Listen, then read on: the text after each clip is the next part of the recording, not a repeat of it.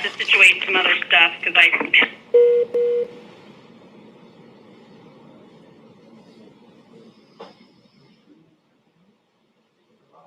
You still there, Jan? Jan?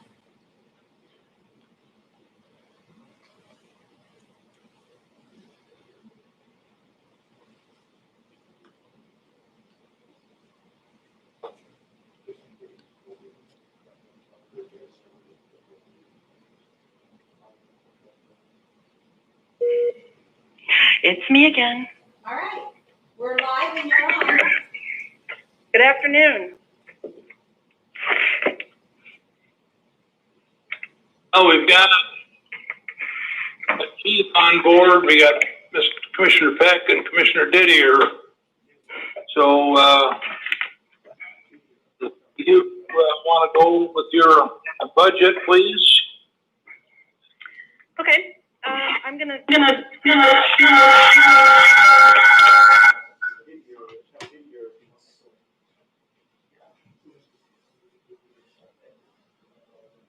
Go ahead, Jen. I'm gonna start with my expenditures, the increases or change in the budget. I have line item 3599, which is non-baseline small tools and equipment, which I have increased to $679 for a total of $3,100. We would like to purchase a new bird hazer on the roof of the courthouse and purchase a small plow for the riding lawnmower.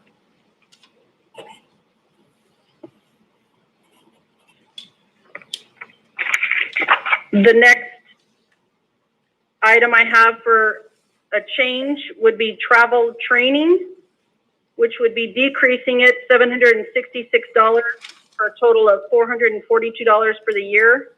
We're just going to switch to online courses, and recertification for our pesticide license can be done online now because of the pandemic.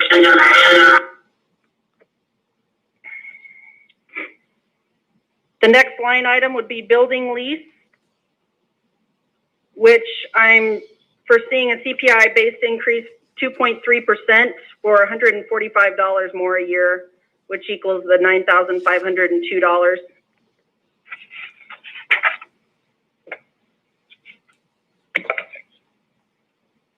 We have the utilities and the alley by Atomic Foods, which also is the Justice Center parking lot.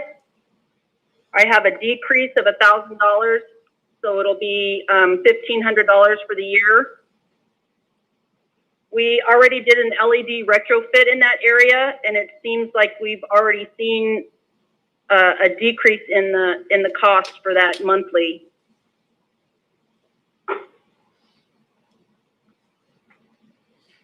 The next item is the utilities for the Justice Center. I have an increase of $6,724 for a total of $81,586 for the year.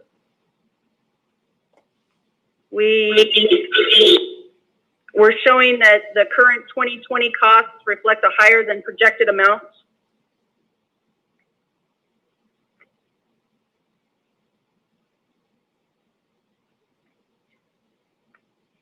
The next item is the line item 4805, which is the repairs and maintenance to the public safety building. The janitorial contract goes out to bid and will change on 2021 with the minimum wage increase. We're foreseeing costs increase also for the older building. It'll increase by $2,626 for a total of $107,000 for the year. The next line item is 4807, which is repairs and maintenance for the courthouse. Current expenditures $94,290. We're estimating an increase of $17,710 for a total of $112,000. It's the same thing with the janitorial, new janitorial and the minimum wage increasing. And expenditures being a little higher for that building. Next line item is the museum facilities, repairs and maintenance. We have a total of $6,000 for 2020. We would like to change it to $9,700 with an increase of $3,700. We would like to do a installation of a new front door for the facility shop, which is going to be a lot of that increase, which is just about $3,000 for a new door install. The next line item is 4809 with repairs and maintenance for the annex. We have 2020 was $23,416. We are requesting $27,100 for a total of $3,684 difference. The older building for the annex is requiring more HVAC cares and updating the fire life safety. We have to replace 56 heads in the basement of that building, and that is a requirement. We have no choice on that, and that's $3,105. Also, we're anticipating the increase for janitorial contract. The next line item would be the Justice Center, 4846. We have $43,600 budgeted. We're requesting $51,670 for a total of $8,070 difference. Our current spending is increased from what was projected for 2020, and that's a larger amount of the projection, along with the janitorial contract. The next line item is 4859 for repairs and maintenance on the 502 Boeing Street, which is planning and building and the weed board. We have a estimated or 2020 budgeted amount of $10,000. We would like to increase it by $2,000 for a total of $12,000. It's a new janitorial contract, and we are doing more work for the entire building, which includes the weed board.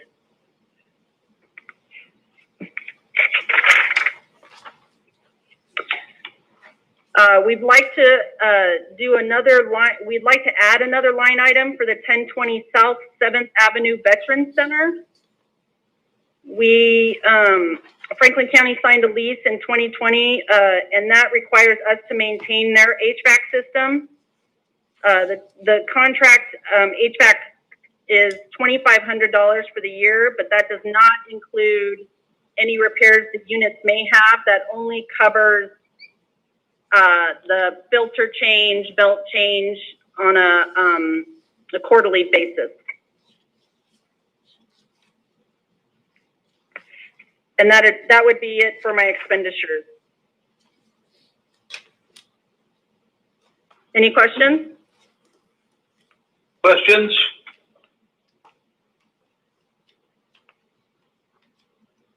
Okay.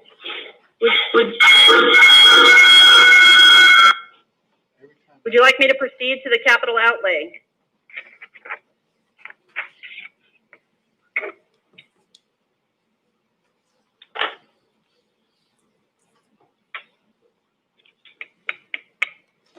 Anyone? Yes, go ahead, Jen.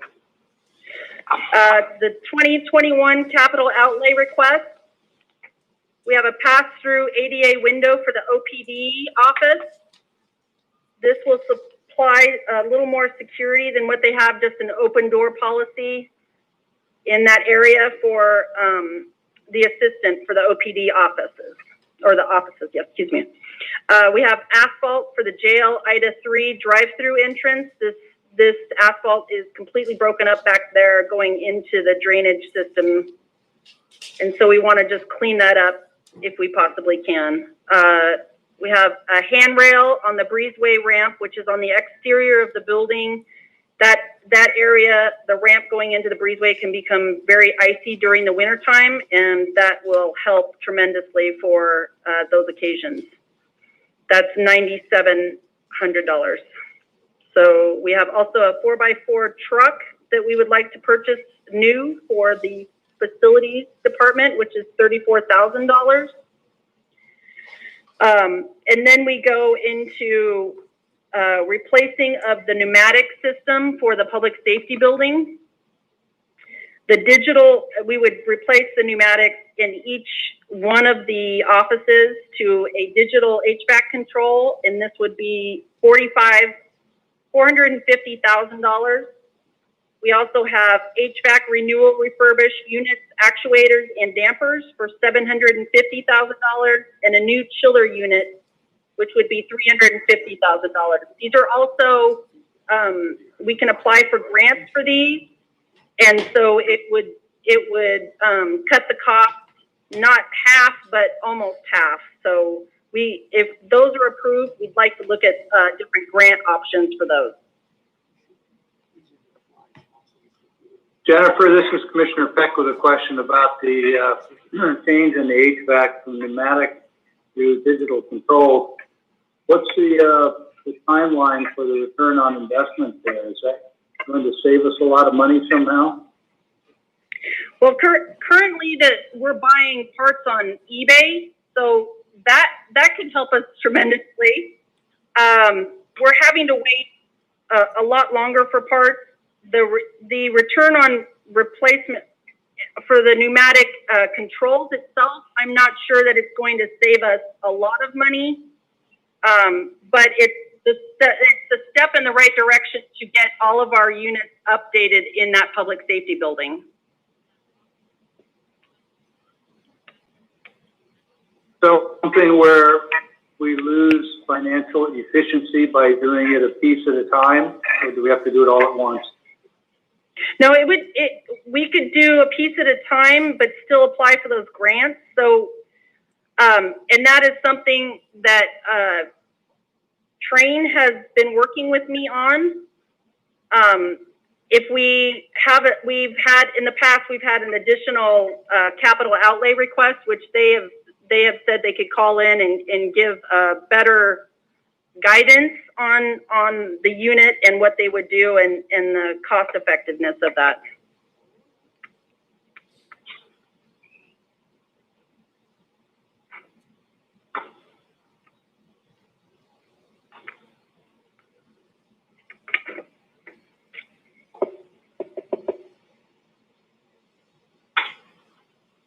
All right, questions for Jennifer on this?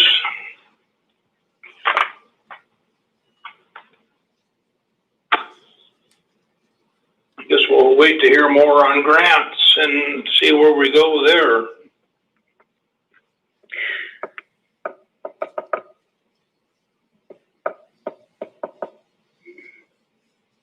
Well, I'll see if we get it approved first, and then we'll go for grants. Okay. Anything further, gentlemen?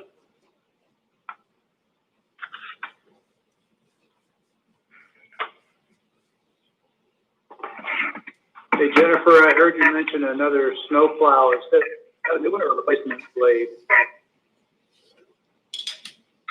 I'm sorry, Commissioner Peck, if you could repeat that? You mentioned earlier in your expenditures getting a plow. I'm assuming you mean a snowplow blade assembly for your small tractor. Is that right? Yes, that is correct. It's the one that we currently have has been used for the last, I'd say, 10 years, and it's just worn out. We've broken every pin on it and just kind of limped it along for the last year or so. Seems like we bought a new one just about 3 years ago. Was that a new tractor or a new blade, or is my memory bad? I think you're thinking of a new blade for either the diesel truck that we have or the John Deere.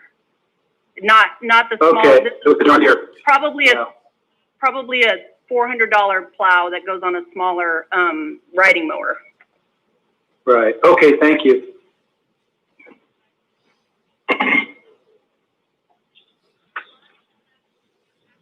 Hey, any further questions at this time?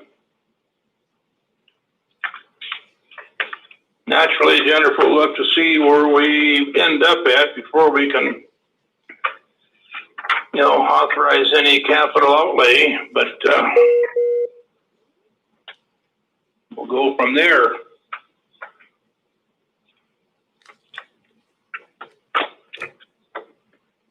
Well, I look forward Further to questions? discussing it further.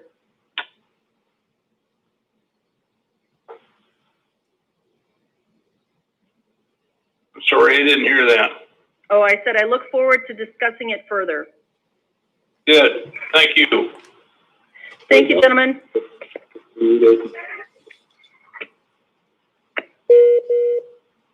All right, with that, we'll move on to IS. Got anybody available? I believe Liz is on, right, Liz? Yes, I'm on. Okay. Okay, Yeah, Liz is going to be presenting for the information services budget. Do you guys see my video? We do not see your video.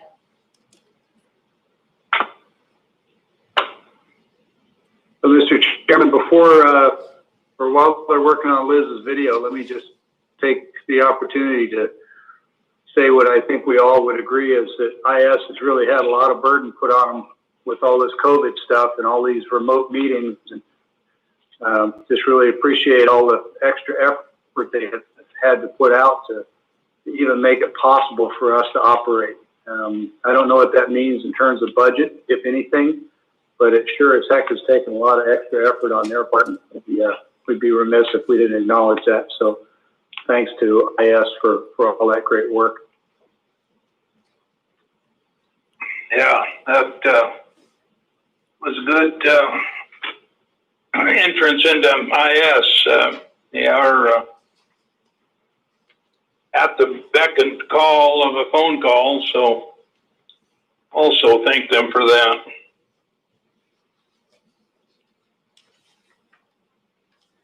Our IS gal can't get her video working.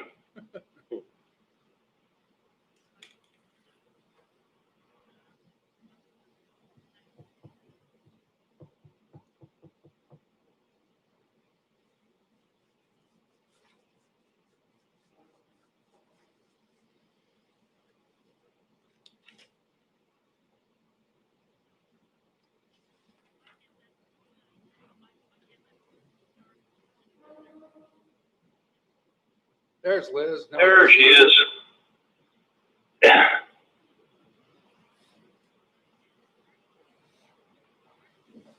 We got a video, but no sound yet. You're still muted, Liz.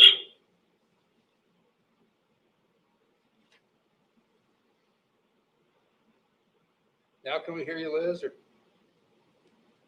Yeah, I can hear you guys. Can you hear me? Yep. Yes, thanks. Yeah.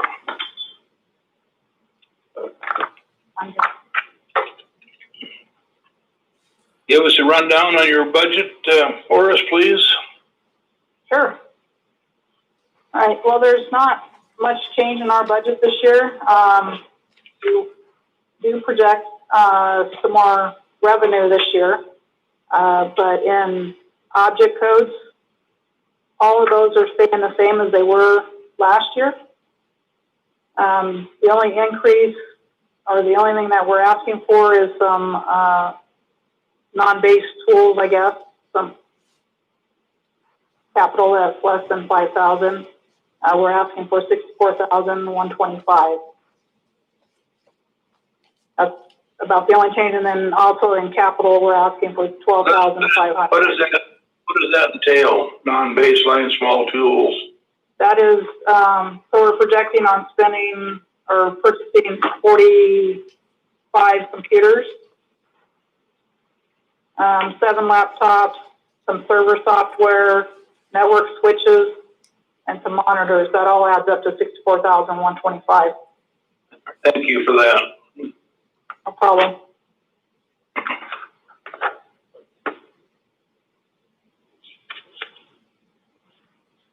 That was basically your only change in the complete budget, looks like. Yes, besides I asked for some capital, items over 5,000, but I'm not quite sure where that projects on this printout. Clear down the bottom, looks like 102,500. Well, that's what they have in there, but that's not what I requested. I requested 12,500, and they have 102,500 in there. I'll keep it though. Yeah. Yeah. I don't know if that's a typo or someone was just being generous. Yeah. Looks like a keystroke problem. Yeah, I'm not sure what that, excuse me, came from either. We'll have to look into that. It may just be a carryover or something. I think it's this, but it's a typo. Yeah. 12,500. Oh, okay. I think it's that, but it's just a typo. So that's supposed to be 12,500, Liz. Yes. Oh, there it is on your server refresh. Yep. Yeah. That's for a server. So the server is over 5,000, and then on in the 3599 or the non-base, I've got the software included in that, and that's $5,500 for the software for that server. So they kind of go hand in hand. Okay.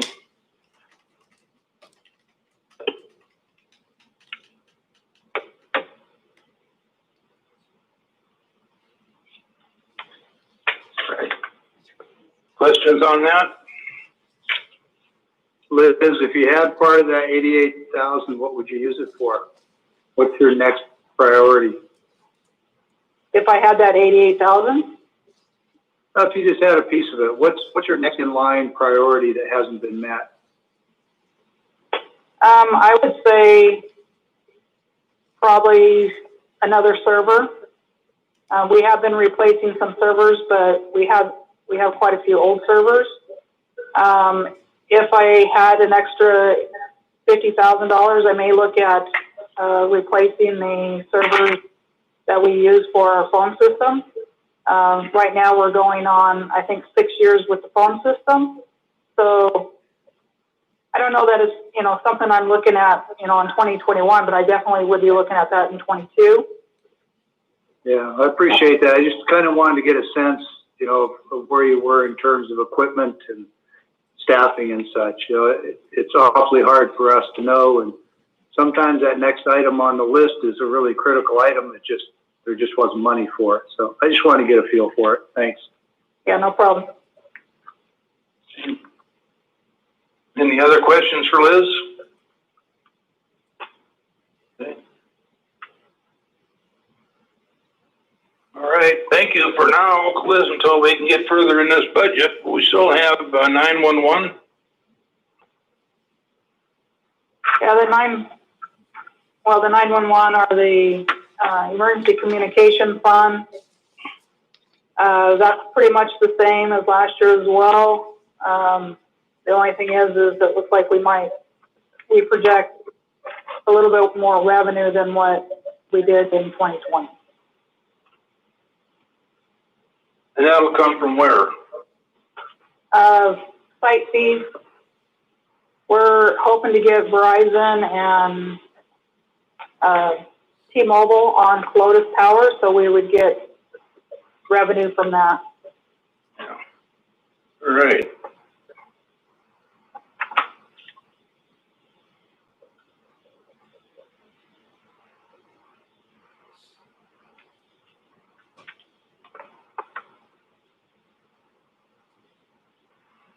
Commissioner Cook, if you would help my memory a little bit. We were talking the other day, or it was brought up in the office briefly, that the property up there in Colotus had been transferred to the fire department folks. And if I recall, we have an antenna or communications piece of equipment there, right? Yeah, that's all handled through Public Works and Washington State Patrol. Okay, so IS doesn't have a hand in that? Not to my knowledge. Okay, That's correct. all right. Thank you. Okay. Any other questions on 911?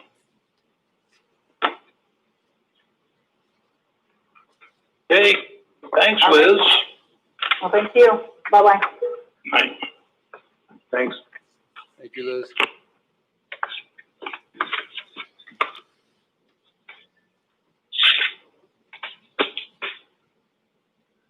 Yeah, we're ahead of time, well, just a little bit though, I guess.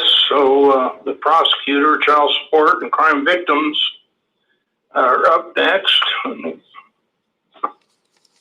Anybody from the PA's office is on yet? Doesn't look like it.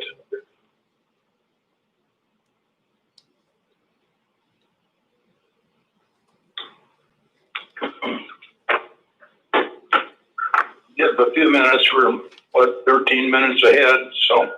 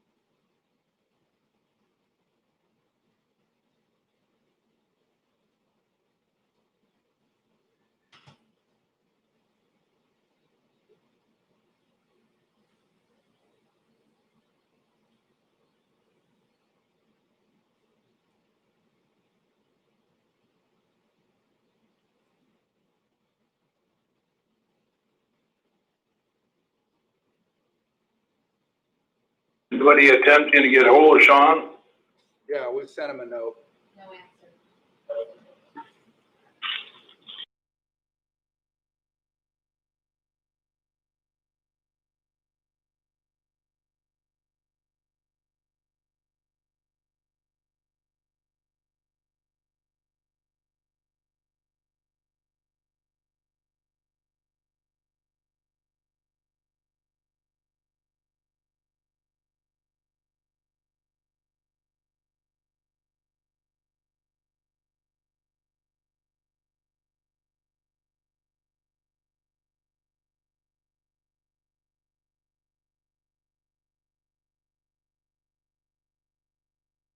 Hi, Sean. How you doing? I got Kelly here with me in the office. All right. Basically, we're just asking you to go over the budget for changes, additions, and corrections, and give us an idea where you're at.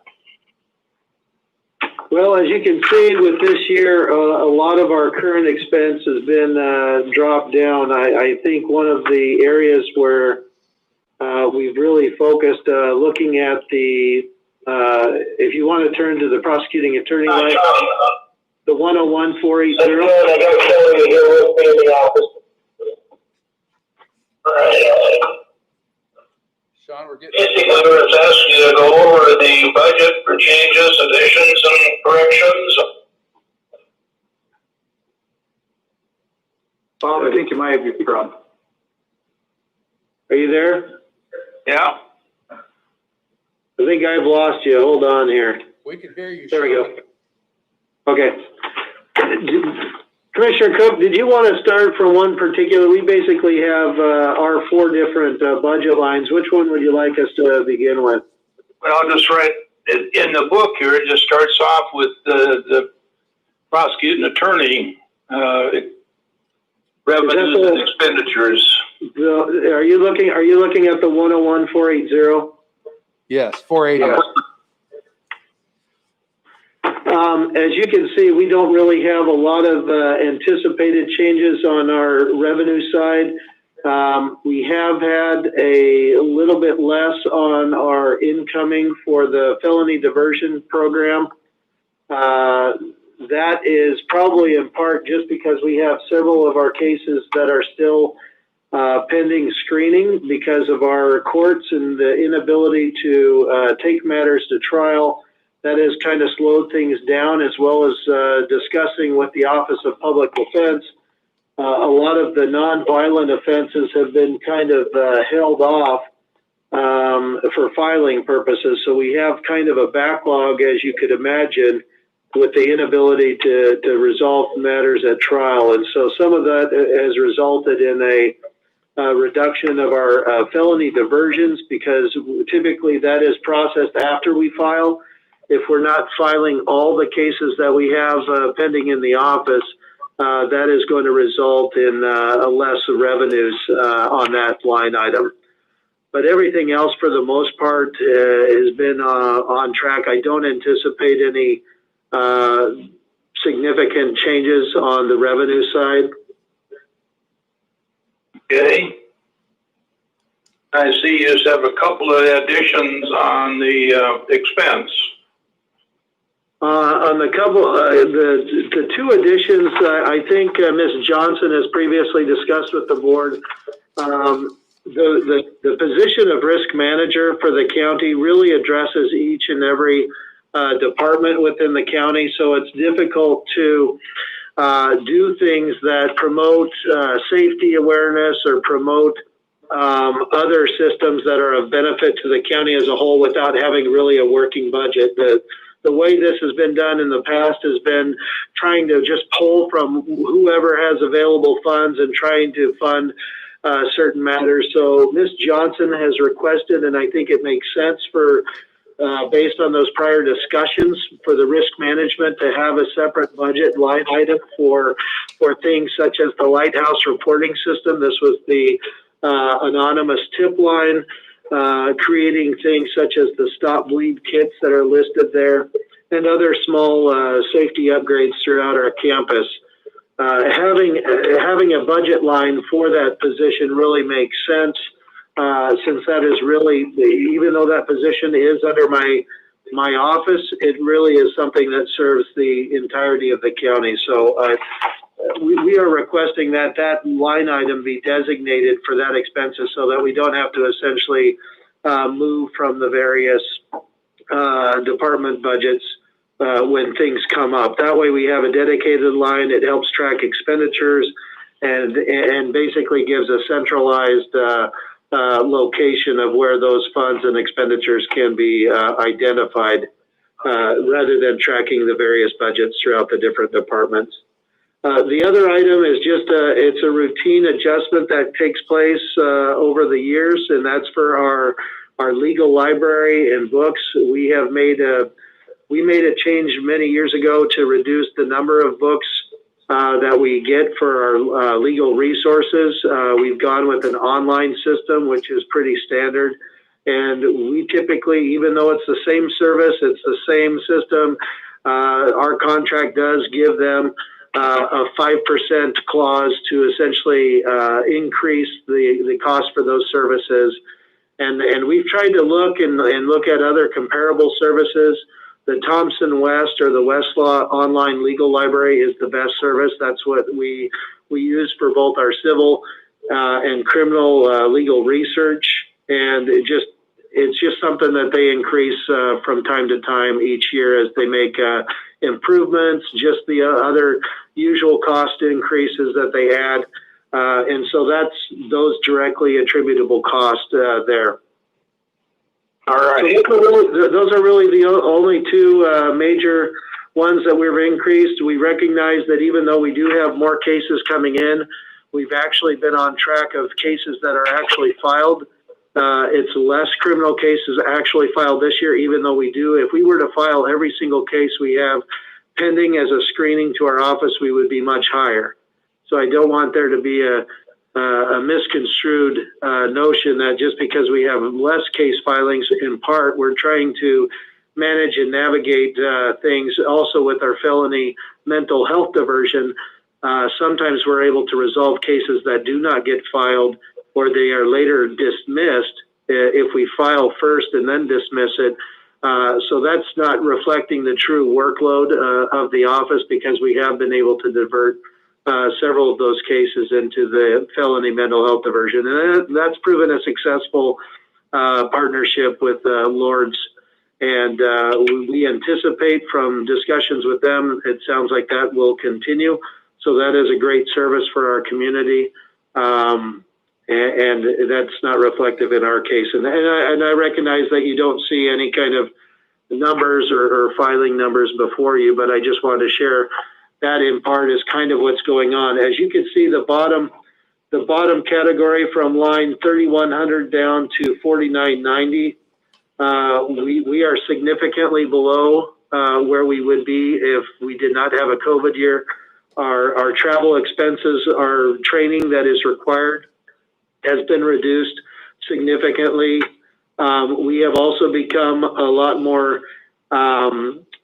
savvy in partnership with our IS department. They have really helped in making sure that our office over the last probably year and a half, we have been transitioning more to the ability to be able to work in a paperless environment. And we continue to move in that direction.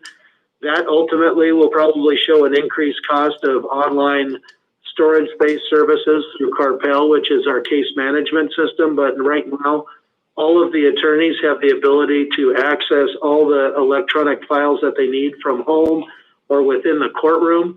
This was initially designed so that attorneys could track cases and make notes on their cases electronically in the courtroom. And with COVID, it proved to be an effective change, because that way the attorneys have been able to work from home, working remote, being able to log into the court system, and being able to continue to do all the work that they would normally do if they were here physically at the office. So you will notice that we have probably a pretty substantial decrease there. If you look at our 2020 year-to-date actual expenses, we're approximately 1/5 of where we would otherwise be in the overall budget that was approved for 2020. We don't anticipate a significant increase there, but I just want to throw it out there, even though it's hard to place a hypothetical of what's coming for 2021, assuming that we'll be able to start our trials back here in the next, hopefully, few weeks. But we have approximately 12 murder cases that are pending and other significant cases that are pending. While our budget will go up as well for professional services such as transcription service, other things that are specifically related with trials, like expert fees that we might need to expend, bringing back forensic pathologists, their travel to come to the county to testify. I just want to make sure that the commissioners are aware that there's going to be a significant impact in the coming next few years on the Office of Public Defense's budget, because I know as we're busy, we have a little bit more internal controls on cost inside my office, but the Office of Public Defense does not have that flexibility. If we charge a case, they have to appoint a defense attorney to that case, and there's a certain cost attributed to that.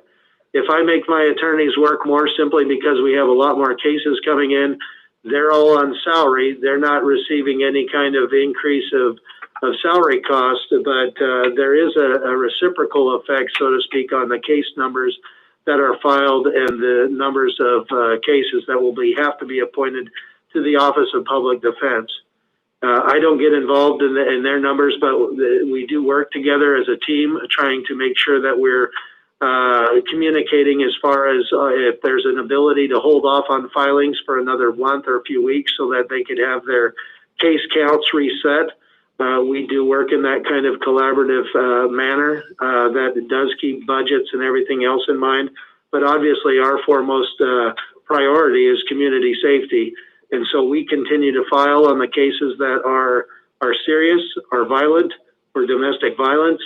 And we try to implement other flexibilities that we have as an office on the nonviolent or property-related crimes, which, as I think everybody knows, those are very serious and concerning to our county residents, and that's why we have tried to push more for the felony diversion program, because that gets our victims restored as far as financially. It gets the criminal offender, if they want to participate and benefit from that program, they have to pay off the restitution within the year or the 2-year period of time in which they are under court supervision and probation monitoring. So we're doing what we can to be mindful of the reciprocal expenses that increase on the defense side. So I throw it out there because we are trying to do our part. We've had a couple positions. One is in our Child Support Division.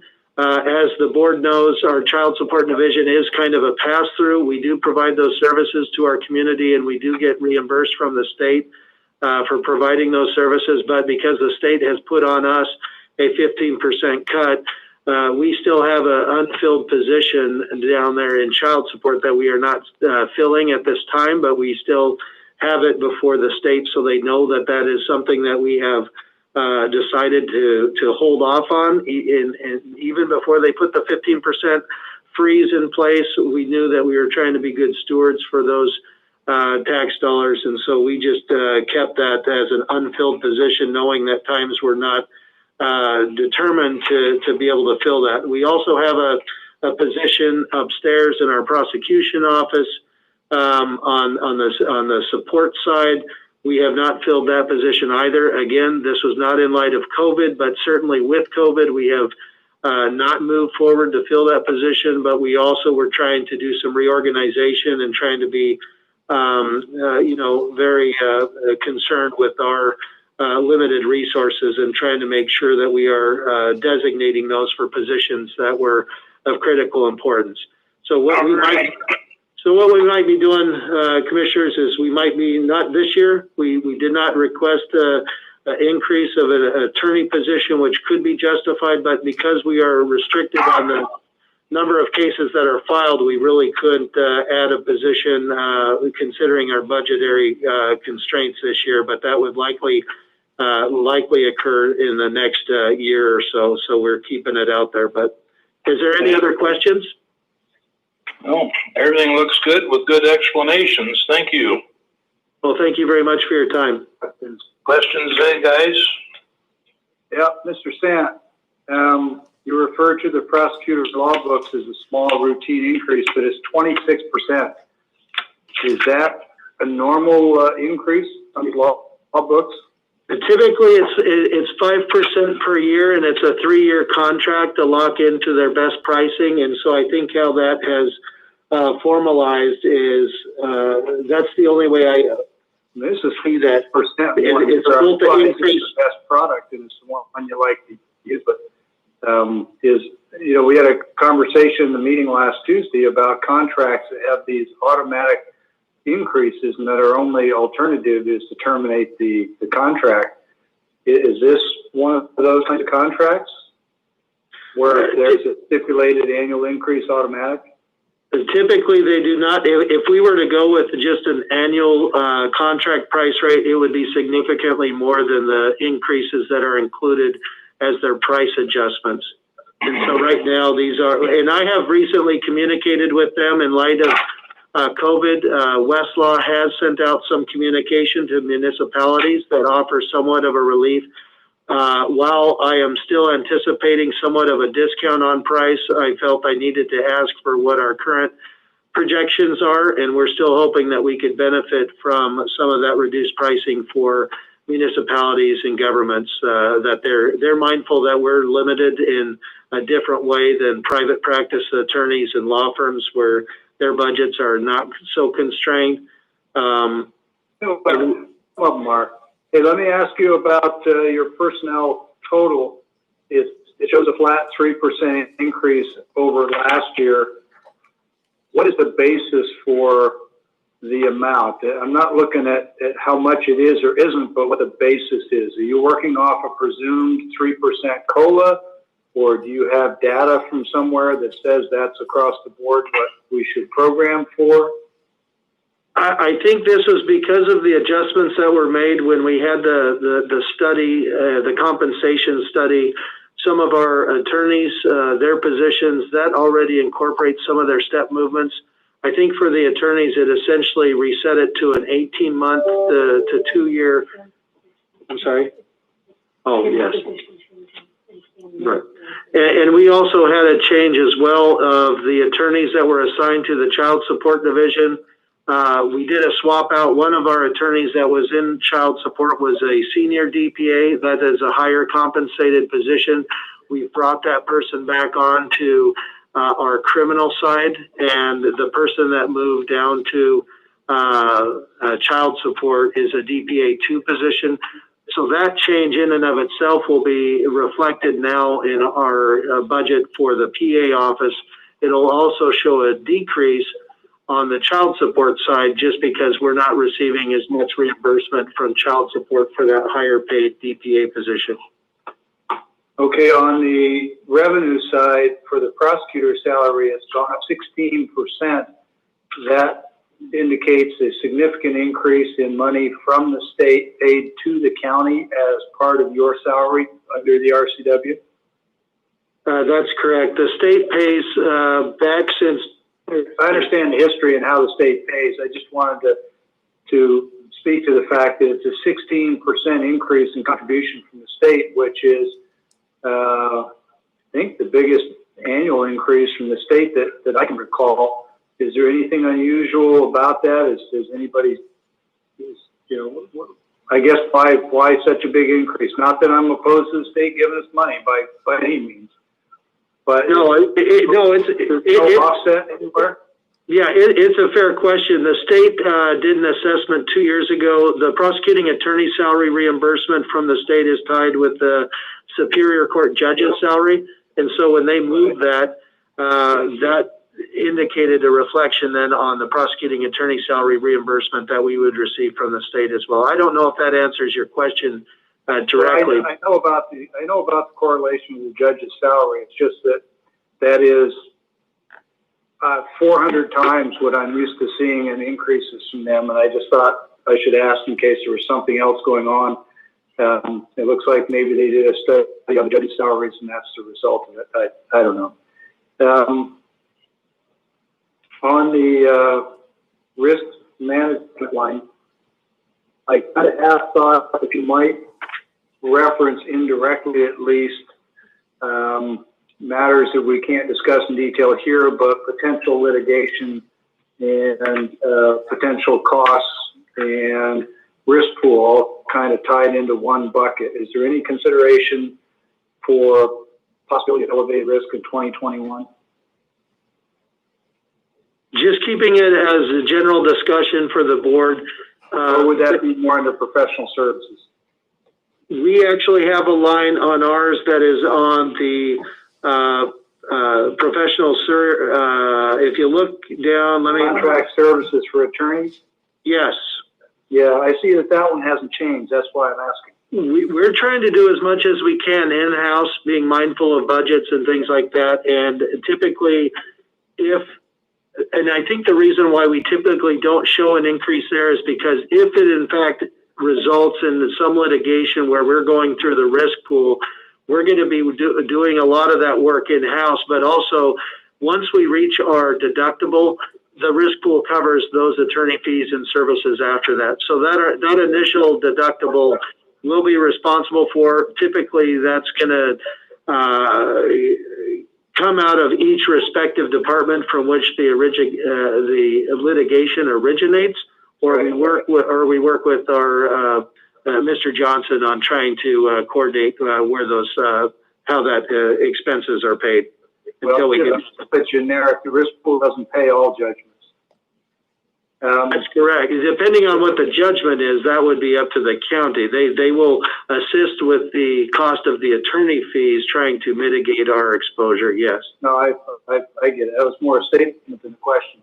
So, Mr. Chairman, this is the last budget we're looking at today, and it seems like an appropriate time to make us the general statement that applies to all of the budgets that we've looked at, but I think it's especially visible in the district court and in the prosecutor's budget, which is they had relatively expected budgets in 2020 that they are underrunning generally quite significantly.